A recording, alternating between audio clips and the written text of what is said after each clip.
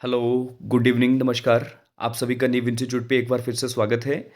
आज हम HRTC conductor series का पार्ट नंबर 8 डिस्कस करने वाले हैं।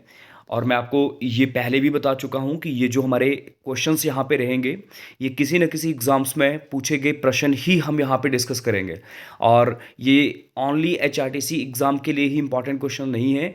अगर आप जैसे सेक्रेट का एग्ज़ाम हो गया, पटवारी, या फिर आपका टैट टीजीटी कमीशंस, जितने भी आपके एग्जाम्स जो अभी आप देने वाले हो, वही उन सभी एग्जाम्स में आपको यहाँ से क्वेश्चंस देखने को मिलेंगे। तो मतलब ये क्वेश्चन सीरीज आप सभी के लिए इंपॉर्टेंट है। तो चलिए, ज़्यादा समय इस चीज़ के ऊपर खराब नहीं करेंगे, अपने पहले प्रश्न की तरफ काम करना स्टार्ट करेंगे। आज का पहला क्वेश्चन है, अमीर खुसरो एक था। देखो, पहले तो हमें ये पता होना चाहिए कि अमीर खुसरो कौन था। अमीर खुसरो एक कवि था, या इतिहासकारक था, या संगीतज्ञ था। तो भाई, इसके लिए जो बिल्कुल सही आंसर है वो डी है। ये सभी के सभी ऑप्शंस, ये सभी के सभी नाम जो हैं, कवि, इतिहासकारक, संगीतज्ञ, ये अमीर खुसरो से ही संबंधित है। अमीर अमीर खुसरो कौन था, ये हमें पता चल चुका है। बट अब हमें ये जानना है कि ये किसके शासनकाल में एक कवि था, ये एक संगीतज्ञ था। तो ध्यान रखना, अलाउद्दीन खिलजी। आपने खिलजी वंश सुना होगा, मध्यकालीन इतिहास में हमें खिलजी वंश देखने को मिलता है। तो अलाउद्दीन खिलजी के शासनकाल में जो कवि था वो कौन था? अमीर खुसरो। तो ये सबसे इंपॉर्टेंट क्वेश्चन है। और ध्यान रखना, अमीर खुसरो को एक उपाधि भी दी गई है। वो कौन सी है? तोता ए हिंद। तोता ए हिंद। तोता को क्या बोलते हैं अंग्रेजी में? पैरेट। और हिंद को क्या बोलते हैं? इंडिया। भाई, इंडिया के पैरेट कौन है? अमीर खुसरो। सही है। अब देखो, पेपर में इनसे जुड़ा हुआ क्वेश्चन एक और पूछा जाता है, तबला एवं सितार के आविष्कारक कौन है? ये दोनों के दोनों आपके संगीत वाद्यों हैं, म्यूजिकल इंस्ट्रूमेंट है, तबला और सितार। तो ये जो तबला और सितार है, इनका आविष्कार भी अमीर खुसरो के द्वारा किया गया है। बात क्लियर हो चुकी है ना? चलिए, आगे के नेक्स्ट क्वेश्चन की तरफ मूव करेंगे। और मैं आप सभी को ये चीज़ जरूर बोलूँगा, भाई, अगर आप नीव इंस्टीट्यूट की सर्विस से सेटिस्फाई हो, आपको लगता है कि नहीं, यहाँ का कंटेंट आपके लिए अच्छा है, तो भाई, हमें मोटिवेट करने के लिए आपको बस एक काम करना है, लाइक, और जो आपसे क्वेश्चन पूछा जाए वो आपने जरूर आंसर्स में लिख के देना है। हम ये नहीं बोलते आप सब्सक्राइब करिए, हम ये बोलते हैं भाई, आपको जो यहाँ पे काम दिया जा रहा है वो आप डेली करिएगा, ठीक है? चलिए नेक्स्ट, सिख गुरु अर्जुन देव किसके शासनकाल में थे? पहले तो आपको ये पता होना चाहिए कि ये जो सिख गुरु का कॉन्सेप्ट है ना, ये क्या कॉन्सेप्ट है। देखो, अगर मैं सिख धर्म की बात करूं तो सिख धर्म में 10 गुरु हुए हैं। कितने? 10 गुरु हुए हैं। सिख गुरु के पहले जो गुरु हैं वो हैं गुरु नानक देव, और अंतिम गुरु जो है वो है गुरु गोविंद सिंह। तो यहाँ पे अर्जुन देव कौन से नंबर के गुरु हैं, पहले तो आपको ये पता होना चाहिए। अर्जुन देव 5वें नंबर के गुरु हैं। क्या नाम है? अर्जुन देव 5वें नंबर के गुरु है। तो भाई, ये जो हैं, ये जहांगीर किस में पे हैं? जहांगीर किस में आपको गुरु अर्जुन देव देखने को मिलते हैं, या आप ऐसा बोल सकते हो, गुरु अर्जुन देव जो हैं वो जहांगीर के समकालीन थे। अब आपको यह भी ध्यान रखना है, जहांगीर के द्वारा गुरु अर्जुन देव को मृत्युदंड दे दिया गया था। क्लियर है चीजें? क्यों दिया गया था? क्योंकि जहांगीर का एक बेटा था, मे भी आपने सुना होगा कभी, उनका नाम क्या था? खुसरो। खुसरो की अपने पिता जहांगीर के साथ नहीं बनती थी। इसके चलते खुसरो ने क्या करा था? विद्रोह करा था। विद्रोह करा था मतलब अपने पिता के खिलाफ बगावत कर दी थी, ठीक है? और इसी के चलते गुरु अर्जुन देव ने, जो आपके खुसरो था, या फिर जहांगीर का बेटा था, उसे यहाँ पे सहायता प्रदान करी थी। तो इसी वजह से जहांगीर ने भाई अर्जुन देव को भी मृत्युदंड दे दिया था, और अपने बेटे खुसरो को भी मृत्युदंड दे दिया था। चलिए नेक्स्ट मैं आपसे क्वेश्चन पूछना चाहता हूं कि भाई, जहांगीर का एक और बेटा था जो आगे चल के शाहजहां के नाम से प्रसिद्ध हुआ है, बट उसका बचपन का नाम क्या था वो आपने मुझे लिख के देना है। शाहजहां का बचपन का नाम क्या था, ये आपने मुझे लिख के देना है भाई। चलिए नेक्स्ट, क्वेश्चन नंबर 3, महावीर। ये महावीर कौन है? ये भाई जैन धर्म के संस्थापक है, महावीर स्वामी। समझ रहे हो ना। तो इनसे जुड़े हुए बहुत सारे क्वेश्चंस बनते हैं, जैसे फॉर एग्जांपल महावीर स्वामी का जन्म कहाँ हुआ, कब हुआ, फिर महावीर स्वामी ने घर त्याग कब करा या गृह त्याग कब करा, फिर महावीर स्वामी ने जो अपनी तपस्या है, तपस्या किस नदी के किनारे, किस गांव में, किस वृक्ष के नीचे करी। तो इस तरह के क्वेश्चंस भी महावीर स्वामी से बनते हैं, और सेम महात्मा बुद्ध से भी ऐसे ही क्वेश्चंस बनते हैं। तो अभी जो क्वेश्चंस बना है वो हम यहाँ पे देखते हैं।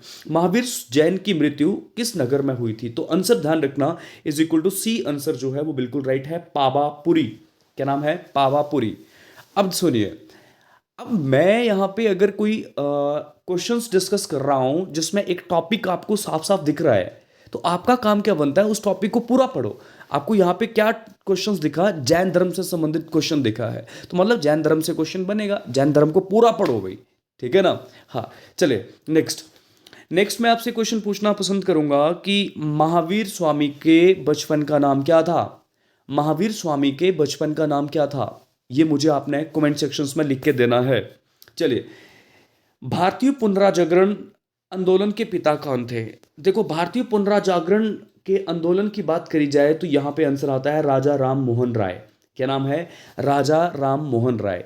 इसके बाद आपको ये भी पता होना चाहिए कि राजा राम मोहन राय जो है ये आपके वेदांत कॉलेज के भी संस्थापक है, आत्मीय सभा के भी संस्थापक हैं, फिर साथ में एक ब्रह्म समाज आता है, ब्रह्म समाज के भी ये संस्थापक रहते हैं भाई। अब मैंने जो जो नाम आपको बताए, मैंने बताया आत्मीय सभा, वेदांत कॉलेज, ब्रह्म समाज। तो आपने मुझे जल्दी से लिख के देना है कि आत्मीय सभा की स्थापना जो राजा राम मोहन के द्वारा की जाती है वो कब की जाती है, फिर साथ में ब्रह्म समाज की स्थापना कब की जाती है, वेदांत कॉलेज की स्थापना कब की जाती है, ये आपका काम बनता है। अब यहाँ पे जो हमारे रेगुलर स्टूडेंट हैं, जो रेगुलर अपनी ऑफलाइन क्लासेस लगाते हैं, उनको इस क्वेश्चन का आंसर्स देने में कोई दिक्कत नहीं आएगी, बाकियों को भी नहीं आएगी अगर आपने थोड़ा डिटेल में चीज़ें पढ़ी होंगी। चलिए नेक्स्ट क्वेश्चन नंबर 5 है। आज ये जो क्वेश्चन नंबर 5 है इसमें पर्यायवाची शब्द है। तो देखो, मैंने पहले ही आपको बताया है कि इस क्वेश्चन सीरीज का मेन यहाँ पे टारगेट क्या होता है कि आपके सारे के सारे सब्जेक्ट्स कवर किए जाए। तो हिंदी के भी कुछ एक क्वेश्चंस हम डिस्कस करेंगे यहाँ पे। अमृत का पर्यायवाची शब्द क्या है? पर्यायवाची का मतलब होता है बिल्कुल मिलता जुलता क्या है, तो ध्यान रखना सुधा। अमृत का पर्यायवाची शब्द है सुधा। ये पेपर में बहुत बार क्वेश्चन बनता है भाई, अमृत का पर्यायवाची। वैसे ही एक और क्वेश्चन जो पेपर में बहुत बार बनता है पर्यायवाची से, वो है शत्रु का पर्यायवाची। शत्रु का पर्यायवाची क्या है? इज इक्वल टू अरि। समझ रहे मेरी बात को? देखो, एक विलोम शब्द अलग है। विलोम का मतलब होता है शब्द का बिल्कुल उल्टा, बट पर्यायवाची का मतलब होता है शब्द का बिल्कुल एक सा मीनिंग हो। तो भाई अरि भी एक दुश्मन को कहा जाता है और शत्रु भी दुश्मन को ही कहा जाता है। तो पर्यायवाची शब्द आपको ध्यान रखने हैं दो, ये सबसे इंपॉर्टेंट है। नेक्स्ट, बुरी तरह हारने के लिए सही मुहावरा है। तो इसका जो बिल्कुल सही आंसर है वो क्या है? मुंह की खाना। Option number C is the right for question number 7। Next question, ये भूगोल का प्रश्न है। क्वेश्चन नंबर 8, विश्व के 2.4% क्षेत्रफल में भारत विश्व की कितनी प्रतिशत जनसंख्या का पोषण करता है? मोस्ट आईएमपी क्वेश्चन है भाई। देखो, इसका मतलब क्या हुआ कि भारत का जो क्षेत्रफल है, भारत का क्षेत्रफल सभी को पता होना चाहिए कितना है? 32,87,263 वर्ग किलोमीटर। कितना? 32,87,263 वर्ग किलोमीटर भारत का क्षेत्रफल है, जो कि विश्व में 2.4% क्षेत्रफल कहलाता है। तो ये जो 2.4% क्षेत्रफल जो है जहाँ पे भारत बसता है, उसमें जो आबादी है वो कितनी प्रतिशत यहाँ पे निवास करती है? तो ये क्वेश्चंस भी वही आपके लिए आसान होना चाहिए अगर आपने अच्छे से अपनी क्लासेस अटेंड करी हैं। तो क्या है? सी इज़ द राइट आंसर, 17.5%। ये 17.5% है। इस क्वेश्चन में 2 क्वेश्चंस आपके क्लियर हो चुके हैं। पेपर में क्वेश्चन बनता था कि भारत जो है विश्व का कितना प्रतिशत एरिया घेरता है, तो वहाँ पे 2.4% क्षेत्रफल है और आबादी कितनी है? 17.5% भारत में पूरे विश्व की आबादी निवास करती है। चलिए नेक्स्ट, इंदिरा पॉइंट किसकी दक्षिणी नोक है? आपने सुना होगा, एक पैगमेलियन पॉइंट भी कहा जाता है, फिर एक इंदिरा कॉल है, गुहार मोती है, कविथु है, ये सब क्या है? ये भाई भारत के छोर हैं। जैसे एक दक्षिणी छोर है, एक पूर्वी छोर है, एक उत्तरी छोर है, तो वैसे ही यहाँ पे एक इंदिरा पॉइंट है। तो इंदिरा पॉइंट कहाँ है, क्या है, मैं आपको बता देता हूँ। जैसे ये फॉर एग्जांपल रफली हम भारत का नक्शा बनाएं तो ये भारत का नक्शा ऐसा कुछ, और यहाँ पे नीचे अंडमान निकोबार है। तो भाई जो भारत का सबसे दक्षिणी छोर है उसे इंदिरा पॉइंट कहा जाता है, और वो अंडमान निकोबार का बिल्कुल अंतिम सा पॉइंट बनता है। तो मैं बता सकता हूँ यहाँ जैसे वो रह रहा है भाई। सही है बात ना? हाँ, चलिए। तो ये अंडमान निकोबार आपको क्लियर होना चाहिए। इसका बिल्कुल सही आंसर है ए, जो है वो बिल्कुल सही आंसर है। अब मैं आपसे पूछ सकता हूँ इंदिरा पॉइंट का दूसरा नाम क्या है? इंदिरा पॉइंट का दूसरा नाम क्या है, ये आप मुझे बता सकते हो? साथ में आपने मुझे ये बताना है, आपने सुना होगा कभी पाक स्ट्रेट। पाक स्ट्रेट किसे कहा जाता है, ये भी आपने मुझे लिख के देना है भाई, है ना? चलिए नेक्स्ट क्वेश्चन। नेक्स्ट क्वेश्चन है क्वेश्चन नंबर 10। भारत के अरब सागर और बंगाल की खाड़ी से लगे समुद्र तट की लंबाई लगभग कितनी है? तो मैं आपको बता देता हूँ ये क्वेश्चन कहाँ से है। ये इस तरह से फिर से भारत का नक्शा देखना पड़ेगा। ये ऐसे भारत का नक्शा, अब देखो आपको पता है यहाँ पे ये जो है ये पी है, पी का मतलब पाकिस्तान, और यहाँ पे मैंने बीच में लिखा आई मतलब इंडिया। तो यहाँ पाकिस्तान से नीचे जो भी पानी है, ये जो मैं यहाँ पे इस तरह से टिक कर रहा हूँ, ये पानी कहलाता है अरब सागर। क्या है ये? अरब सागर। और इस तरफ को जो पानी है ये क्या है? बंगाल की खाड़ी। तो इसने पूछा है अरब सागर। अरब सागर मतलब गुजरात से लेके यहाँ से लेके लास्ट कहाँ तक? बंगाल की खाड़ी तक जो समुद्र तट की लंबाई है वो कितनी है? तो याद रखना 6100 किलोमीटर। कितनी है? 6100 किलोमीटर। तो ये सबसे इंपॉर्टेंट क्वेश्चन है भाई। साथ में आपको ये भी जानना है कि भारत की कुल कौन सी तटीय लंबाई है, भारत की कुल जलीय सीमा कितनी है, भारत की कुल जलीय सीमा कितनी है, ये आपने मुझे आंसर्स में लिख के देना है। देखो भाई 6100 किलोमीटर नहीं होगी। क्यों? क्योंकि अभी हमने लक्षद्वीप और अंडमान निकोबार को कवर नहीं करा है।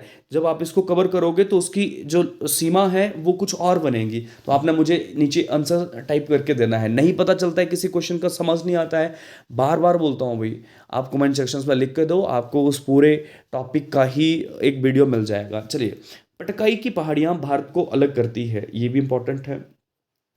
ये जो पटकाई की पहाड़ियाँ हैं ना, ये भाई अरुणाचल प्रदेश से लेके नीचे मिजोरम तक की है। मतलब अगर हम फिर से यहाँ पे नक्शा देखें तो यहाँ पे ये वाला हिस्सा जो है, टॉप रीजन जो है, यही आपका क्या है? इज इक्वल टू ये अरुणाचल प्रदेश है। ये टॉप रीजन अरुणाचल प्रदेश है, और नीचे आपको क्या मिलेगा? मिजोरम। तो यहाँ पे, यहाँ जैसे जो है, यहाँ पे ये जो है, ये पहाड़ियाँ जो हैं, इन्हीं को पटकाई कहा जाता है। और आपको पता है इस तरफ जो देश लगता है वो कौन सा है? म्यांमार। तो आंसर क्या आएगा? Myanmar is the right answer for question number 12। Next, Bharat के किस भाग में बेरेन ज्वालामुखी द्वीप स्थित है? देखो, आपको पता होना चाहिए कि भारत में केवल दो ही ज्वालामुखी हैं, ठीक है? एक का नाम है बेरेन और दूसरे का नाम है नारकोडम या नारकोडावी कहा जाता है। और ये दोनों जो नाम है, ये दोनों जो ज्वालामुखी हैं, ये वही अंडमान निकोबार द्वीप समूह में स्थित है। उनमें से एक अंडमान में है, दूसरा जो है वो निकोबार में स्थित है। तो आपको ये बताना है बेरेन जो है वो कहाँ पे स्थित एक ये ज्वालामुखी का नाम है, इज इक्वल टू अंडमान द्वीप समूह। अंडमान द्वीप समूह में आपको ये बेरेन ज्वालामुखी द्वीप दिखने को मिलता है। अब आपको एक और क्वेश्चंस का आंसर्स देना है कि भाई जो अंडमान निकोबार द्वीप समूह है उसकी सबसे ऊंची चोटी का नाम क्या है, और वो चोटी कहाँ पे है? उत्तरी अंडमान में है, या फिर मध्य अंडमान में है, या लघु अंडमान में है, या फिर दक्षिणी निकोबार में है, या उत्तरी निकोबार में है? तो ये आंसर्स भी आपको भाई नीचे कमेंट सेक्शंस में लिख के देना है। अपनी क्लासेस में हमने सारे क्वेश्चंस ये डिस्कस करे हुए हैं। चलिए भाई, आज का सेशंस यहीं पे समाप्त होगा, बट अभी आपके लिए घर के लिए काम दिया गया है। आपको क्वेश्चन नंबर 14 और क्वेश्चन नंबर 15 का आंसर नीचे कमेंट सेक्शंस में लिख के देना है। ये क्वेश्चन नंबर 14 और नेक्स्ट जो क्वेश्चन है ये वाला, ये भारत का सबसे लंबा बांध कौन सा है और किस नदी पे निर्मित है, ये दो क्वेश्चंस आपको लिख के देने हैं, ठीक है? हाँ, चले तो यहाँ पे लास्ट में भाई हमारा जो इंस्टीट्यूट है केवल MCQ ही नहीं पढ़ाता है, हम ऑनलाइन प्लस ऑफलाइन जो भी एचआरटीसी का पूरा सिलेबस है वो कंप्लीट करवाते हैं। पटवारी की जो आपकी कक्षाएं हैं वो चलती हैं। एचपी पुलिस कांस्टेबल की तैयारी आप हमारे साथ कर सकते हैं। जो आई टी टेट टीजीटी की तैयारी कर सकते हो। इसके लिए हमारे दोनों बैचेस हैं, ऑनलाइन भी प्लस ऑफलाइन भी। और अगर आप हमारे साथ जुड़ना चाहते हो, आपको सिलेबस की ज़रूरत है, तो आप भाई 9459802085 पे हमारे साथ जुड़ सकते हैं कॉल करके। Okay, bye bye, good night. और जितने भी क्वेश्चन पूछे गए हैं उनका आंसर जरूर दीजिएगा, ताकि आपको इसका पूरा बेनिफिट हो पाए। Okay, bye bye.